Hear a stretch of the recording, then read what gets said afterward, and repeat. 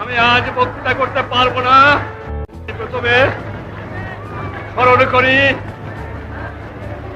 আমার বাংলাদেশের ছাত্র, শ্রমিক, কৃষক, বুদ্ধিজীবী, সিপাহী, পুলিশ, জনগণকে, হিন্দু মুসলমানকে হত্যা করা হয়েছে। তাদের আত্মার মঙ্গল কামনা করে এবং তাদের প্রতি শ্রদ্ধা নিবেদন করে আমি আপনাদের কাছে দু এক কথা বলতে চাই। আমার বাংলাদেশ আজ স্বাধীন হয়েছে, আমার জীবনের স্বাদ আজ পূর্ণ হয়েছে, আমার বাংলা মানুষ আজ মুক্ত হয়েছে। বাংলার ছেলেরা, বাংলার